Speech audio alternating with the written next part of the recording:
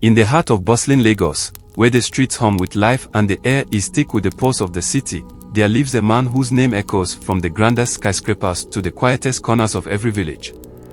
Chief Obi, tall, dignified, and wrapped in a cloak of mystery, was a figure whose presence could turn the tides of fortune.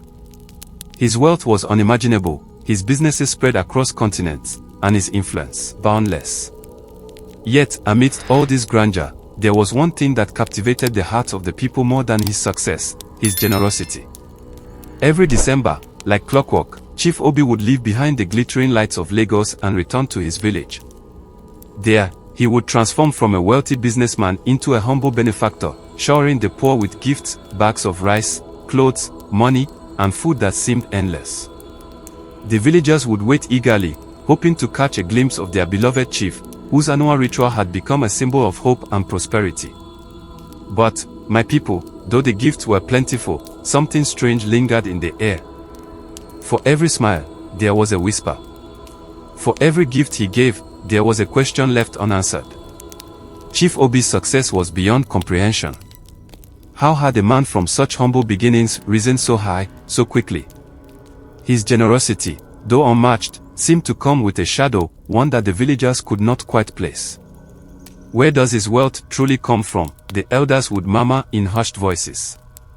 What deals does he make in the dark, far from the eyes of the village? They had heard tales of his secretive ways, of closed-door meetings with mysterious figures, of an aura that felt more like an enigma than a man. The villagers, ever grateful yet ever curious, began to wonder, was there more to Chief Obi than met the eye? Could his gifts be tied to something darker? Something hidden beneath the surface, far beyond the reach of the common folk?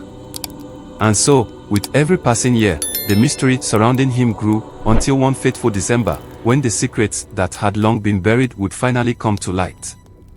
In the heart of the sacred forest, where the trees whispered ancient secrets and the wind carried the scent of old magic, Chief Obi had made a pact forged in shadows and sealed with a dark promise. The villagers, with their simple lives, knew little of this forest. It was a place untouched by time, where the land itself seemed to breathe, thick with the pulse of forgotten gods. Yet, Chief Obi knew its depth all too well. Many years ago, when he was still a young man with dreams larger than the stars, he had wandered into that very forest in search of greatness. Desperate, hungry for power, he stumbled upon an ancient being, an entity whose name was never spoken aloud. Its form was ever changing, its voice a deep, unearthly hum that resonated in the very bones of those who listened. This dark deity, with eyes that gleamed like burning embers, offered him something no man could refuse: wealth, power, and influence beyond measure. But in return, the deity demanded a price, one that seemed so small in comparison to the treasures it offered. The chief, in his youthful arrogance, agreed without hesitation, never once questioning the true cost of such a bargain. The deity had said, "Take my gift, and you will rise above all others. Your name will be known across lands. But in exchange, you must give me something dear to you. I seek the souls of your people, their destinies, their glory, their very futures. They will live and die at your command, but their fate will no longer belong to them." And so, Chief Obi, driven by his insatiable hunger for greatness, sealed the deal. The villagers, their lives and hopes now entwined with his fate, became nothing more than pawns in a game he could not yet fully understand. With every gift he gave, every gesture of kindness, the dark deity grew stronger, feeding on the very souls of the villagers, trapping their destinies in an unbreakable web. As Chief Obi returned each year to his village, bringing gifts and joy, the villagers remained blissfully unaware of the dark price they had paid. They celebrated his generosity, their hearts swelling with gratitude, while the chief's wealth and power grew in direct proportion to their suffering. Their dreams, their aspirations, were no longer their own. They were bound to his success, tied to his rise. The chief's life was one of luxury, but it was also one of unrelenting darkness. His success was no longer his own, it had been borrowed, stolen from the very souls of those who had trusted him. And though he appeared to be the benefactor, the savior, in truth, he was the architect of their doom. The villagers had no idea that with every feast, with every coin he placed in their hands, he was offering them something far more sinister than mere charity. Their glory, their hopes, their futures, they had all been sacrificed to a being older than time itself. And now, as the years passed, the debt was growing, the cost of his wealth rising higher and higher. Something would have to give. Something was about to break, and when it did, the villagers would finally learn the true cost of Chief Obi's hidden pact. Every year, when Chief Obi returned to the village, the air would buzz with excitement. The women would dress in their finest clothes, and the children would gather at the village square, their faces bright with hope.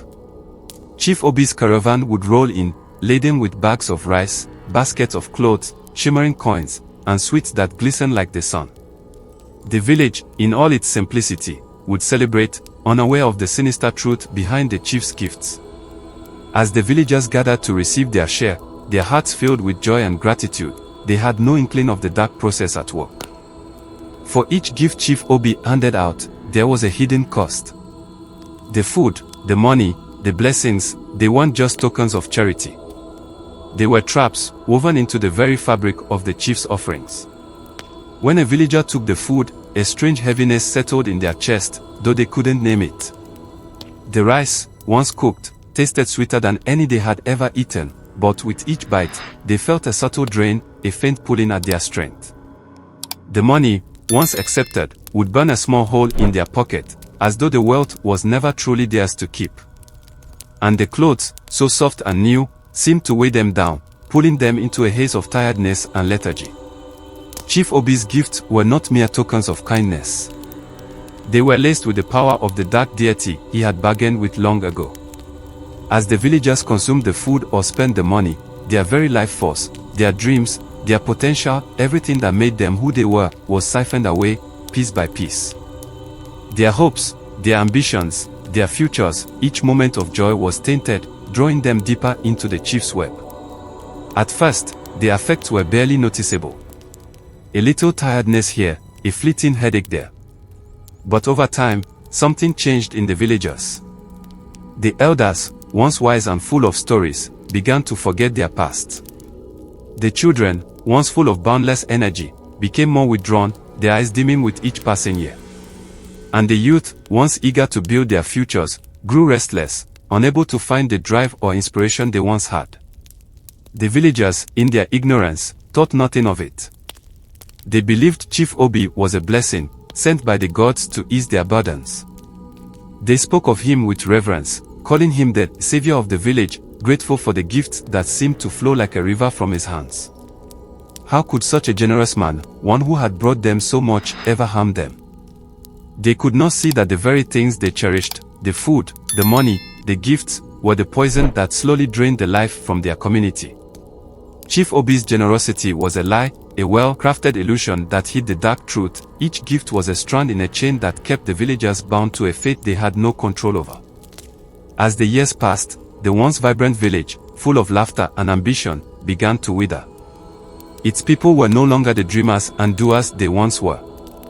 They were shells, walking through life, their destinies stolen without even realizing it. And through it all, Chief Obi smiled, his wealth growing, his power strengthening, his dark pact with the deity thriving. But deep within him, a part of him knew the cost was rising. The balance was shifting. And soon, the village would begin to ask questions. They would begin to wonder what was really happening to them. In the quietest corner of the village, under a small, crumbling roof patched together with straw and hope, lived Chika, a young widow with a heart stronger than her circumstances. Her husband had passed away during a harsh harvest season, leaving her with little more than memories and the weight of survival. But Chika was no stranger to struggle. She worked tirelessly, pounding yam for others, fetching water from the distant stream, and trading whatever little she could at the village market. Yet, amidst her hardship, life had given her a precious gift, her newborn son, Chima. Tiny and fragile, with eyes as bright as the morning sun, he was the center of her world. Chika would sit for hours, cradling him and whispering her dreams into the soft curls on his head. "You will grow strong, my son," she would murmur. "You will become a great man.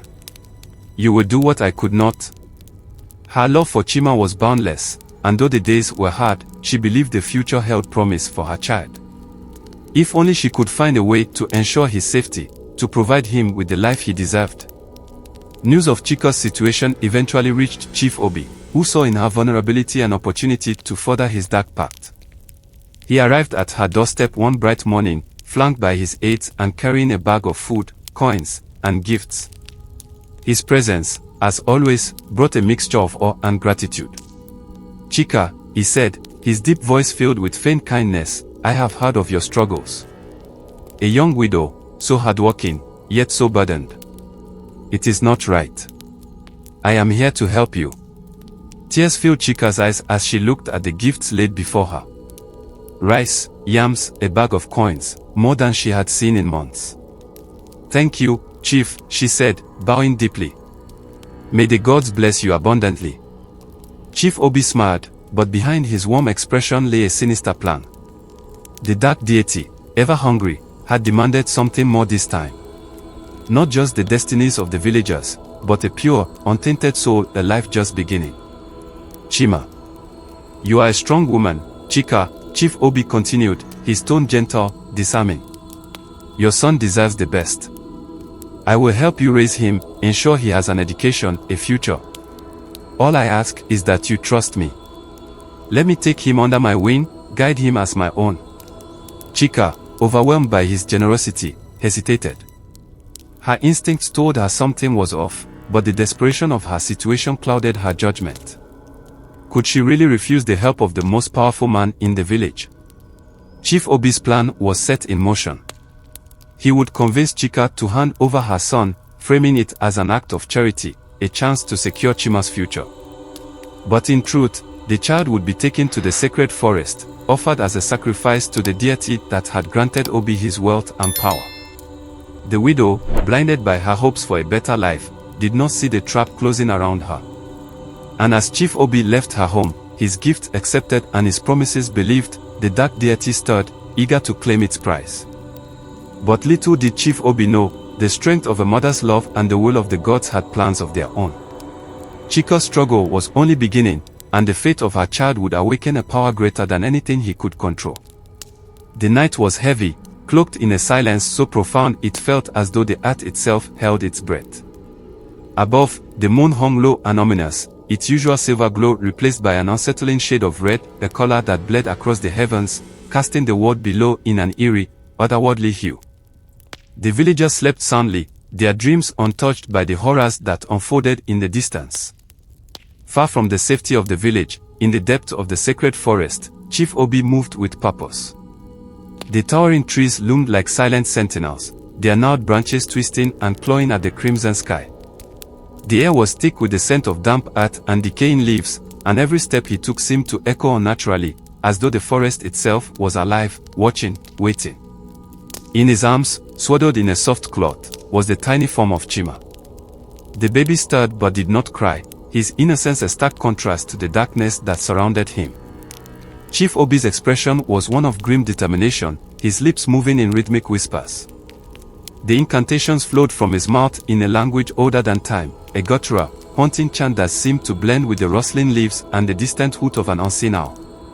With each word, the forest responded. Shadows deepened, shapes flickered at the edges of perception, and the wind howled in unnatural bursts, as if it, too, were part of the ritual. The blood-red moon seemed to pulse, growing brighter with every step he took toward the heart of the forest, where an ancient clearing lay hidden, a place no villager dared to tread. The clearing was a circle of unnatural perfection, the ground bare and blackened as though scorched by fires long extinguished.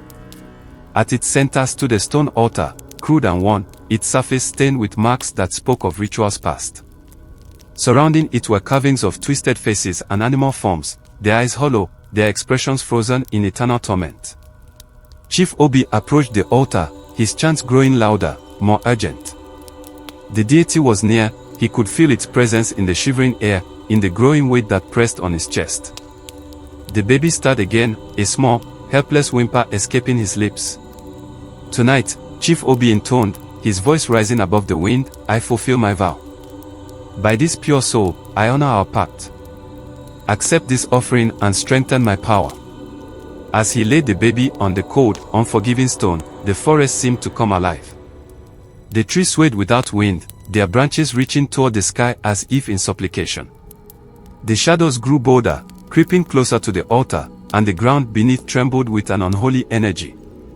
Chief Obi raised his arms, his voice now a roar, calling out the name of the deity, a sound that cracked through the night like thunder. The clearing was awash in crimson light, the moon above pulsing in time with the incantations. The deity was coming.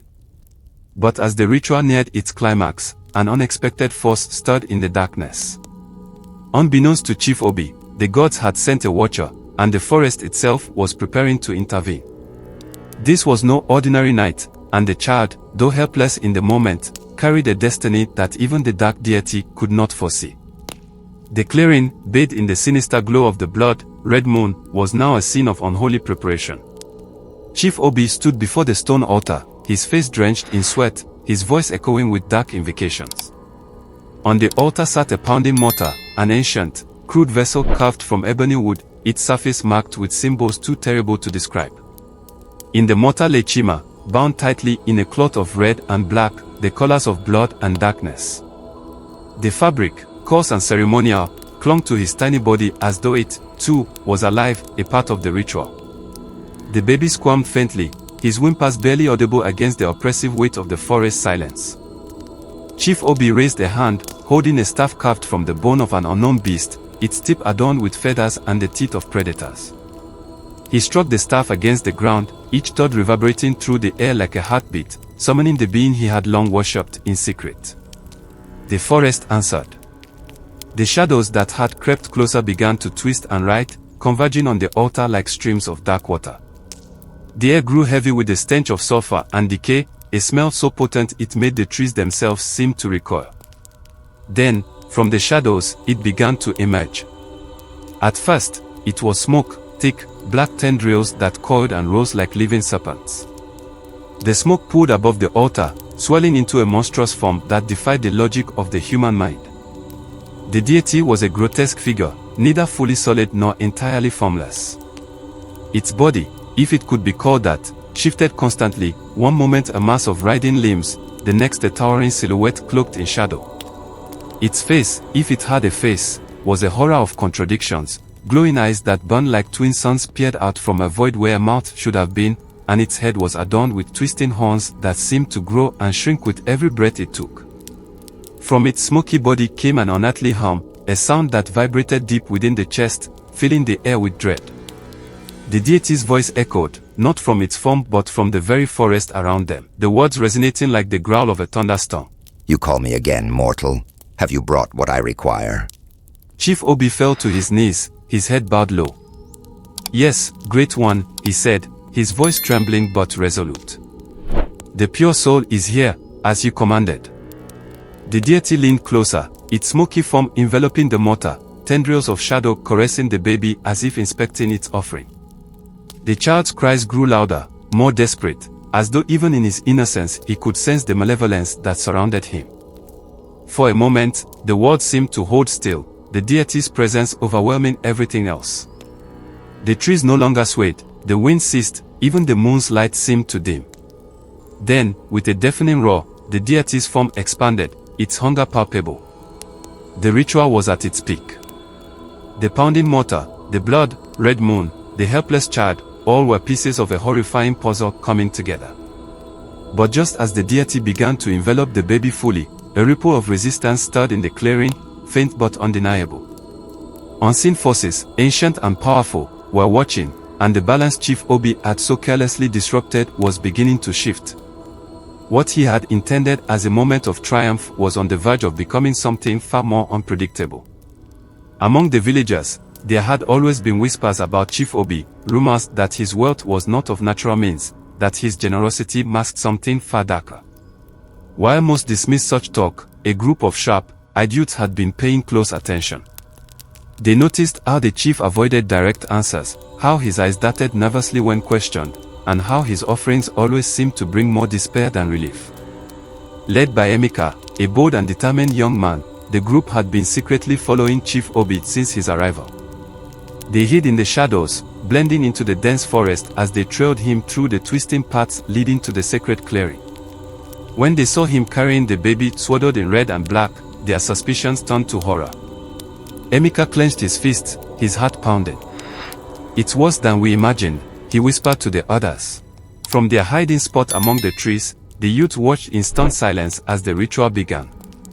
The chants, the pounding mortar, the grotesque deity emerging from the smoke, it was a sight none of them would ever forget. But rather than freeze in fear, they were filled with a surge of courage. Emeka turned to the group, his voice low but firm. "If we don't stop this, the village will never recover. Are you with me?" The others nodded, their faces set with determination. As Chief Obi raised his staff for the final invocation, a sharp cry pierced the air. "Stop this madness." Emeka's voice rang out, strong and unyielding.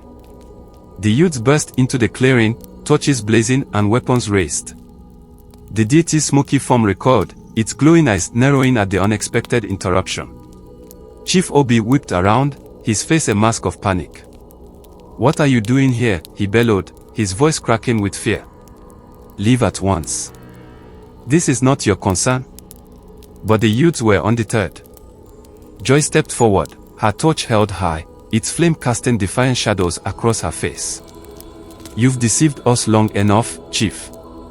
We see you for what you truly are, a thief of destinies and a servant of evil." The deity let out an ear-splitting roar, its form swelling with fury. "Mortal, you have brought disturbance to my domain," its voice shaking the ground. Chief Obi fell to his knees, trembling. "Great One, forgive me. They are fools. I did not invite them." The youths formed a protective circle around the altar, Emeka at the center, his hands reaching for the baby. "We won't let you take him," he said, his voice steady despite the terror clawing at his heart. The deity lashed out, tendrils of smoke snaking toward the youths. But they held their ground, shouting prayers and invocations of their own, calling upon the gods of light and justice. The forest seemed to respond to their cries, the wind howled, the trees groaned, and the blood-red moon began to dim. Chief Obi, realizing his ritual was failing, scrambled to flee. He dropped his staff and turned toward the forest edge, but the ground beneath him shifted as though alive, roots twisting around his ankles. He stumbled and fell, his cries of desperation swallowed by the chaos. The deity, enraged by the interruption and the chief's cowardice, turned its wrath on Obi. "You have failed me, mortal. You will pay the price." As the smoky form lunged toward Chief Obi, Emeka seized the moment. He snatched Chima from the mortar and wrapped him tightly in his arms. "Run," he shouted to the others. The youths retreated, their torches lighting the way as they fled through the forest. Behind them, the clearing erupted in chaos, the deity's roars of fury mingled with Chief Obi's desperate screams as the darkness consumed him. Though their hearts pounded with fear, the youths did not stop until they were safely back in the village, where the first rays of dawn began to break through the sky. They had saved the baby, but the cost of their bravery was yet to unfold. The villagers would soon learn the truth about Chief Obi and the horrors hidden within the sacred forest. The sacred forest echoed with the deity's unearthly roars, a sound that made the very ground tremble. Chief Obi, sprawled on the cold earth, clawed at the roots entangling his legs. His once commanding voice was now a pitiful whimper. "Great One, please, have mercy. I will bring you another offering," he cried, his words barely coherent amidst his sobs. The deity loomed above him, its shifting form pulsating with fury. "You have failed me, mortal. You allowed the offering to escape. You invited chaos into my domain." Chief Obi begged and groaned, his face contorted in terror. But the deity was unmoved. Its smoky tendrils wrapped around him, lifting him off the ground. The weight of his betrayal was heavy, and now the dark being sought retribution. With a low, guttural growl, the deity began to siphon Chief Obi's life force. The once vibrant man, whose wealth and power had been the envy of all, began to wither before the unseen forces of the forest. His skin grew pale and brittle, his eyes sunken and hollow. His once proud stature shrunk as his vitality drained into the darkness. The deity's laughter filled the forest, mocking and terrible. The lavish mansions, businesses, and riches Chief Obi had acquired began to crumble in distant echoes. His wealth, tied to the pact, vanished like mist in the morning sun, leaving nothing but emptiness where it had once stood. When dawn broke, a frail and broken Chief Obi stumbled out of the forest, his appearance so unrecognizable that the villagers gasped in shock. His fine robes were tattered, his body, once strong, was gaunt and hunched. He muttered to himself, his words a jumble of pleas and incoherent ramblings. The villagers gathered, their faces a mixture of fear and anger. The brave youths who had witnessed the ritual recounted the horrors of the previous night, exposing Chief Obi's dark deeds. The village elder, his voice steady despite the tumult, declared judgment. "Chief Obi," the elder said, his tone filled with quiet wrath, "you have brought darkness upon us. You have betrayed your people, stolen their destinies, and defiled the sacred forest. You are no longer welcome here. Leave this village, and may the gods deal with you as they see fit." The villagers watched as Obi, now a shadow of his former self, was escorted out of the village. His cries for mercy fell on deaf ears, and his attempts to explain himself were met with stony silence. Banished and alone, he wandered aimlessly into the forest, his mind fractured by guilt and fear. As he disappeared into the trees, the villagers felt a strange mix of emotions. Fear lingered from the dark truths they had uncovered, but relief also washed over them. The man who had cast a long shadow over their lives was gone, and with him, the grip of his dark pact. In the days that followed, the village began to heal. The youths who had saved Chima were hailed as heroes, their bravery inspiring hope among the people. And though the memory of Chief Obi's downfall remained as a cautionary tale, the villagers found strength in their unity, vowing never again to place blind trust in the hands of one man. Far away, deep within the forest, Chief Obi's screams echoed faintly before fading into silence. His name became a warning for generations to come, a reminder that the pursuit of power at the expense of others could only lead to ruin. With Chief Obi gone and the dark deity no longer feeding on their lives, the village began to stir with a sense of renewal. The air, once heavy and oppressive, now felt lighter. Crops that had withered began to sprout green shoots, and the laughter of children returned to the dusty parts of the village. The villagers, long weighed down by misfortune and despair, started to notice subtle changes. The potter's hands, once stiff and clumsy, molded clay with newfound precision. The farmer whose fields had been barren watched in awe as his crops flourished. The tailor's needle, long slowed by trembling hands, now danced with grace. Among these signs of restoration was Chika, whose joy seemed to radiate like the sun. Her baby boy, Chima, grew strong and healthy, his giggles filling their small hut with warmth. The child, whose life had been so precariously close to darkness, became a symbol of hope for the entire village. Chima's presence seemed almost magical. People claimed that touching his tiny hands brought them courage, and his innocent smile was enough to lift the heaviest of hearts. As the years passed, the boy grew into a bright, kind-hearted young man, quick to help others and wise beyond his years. Chika, who had known only struggle and loss, now found purpose in watching her son thrive. She became a storyteller, sharing the tale of Chima's rescue with anyone who would listen, reminding the villagers of the bravery that saved him and the dangers of blind trust. But even as the village healed, a shadow lingered, a reminder of the cost of greed and wickedness. On certain nights, when the moon hung low and the winds whispered through the trees, a lone figure could be seen wandering the outskirts of the village. It was Chief Obi, his once proud form now hunched and frail. His tattered robes dragged behind him as he muttered incoherent phrases, his eyes wide and vacant. The villagers watched from a distance, their fear tempered by pity.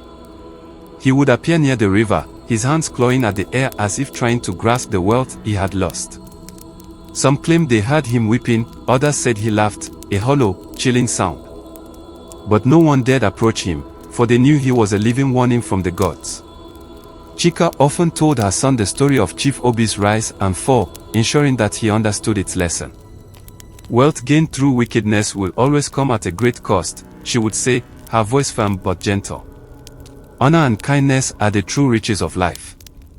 And so, the village carried on, bound by a shared understanding of the dangers of greed and the strength found in unity.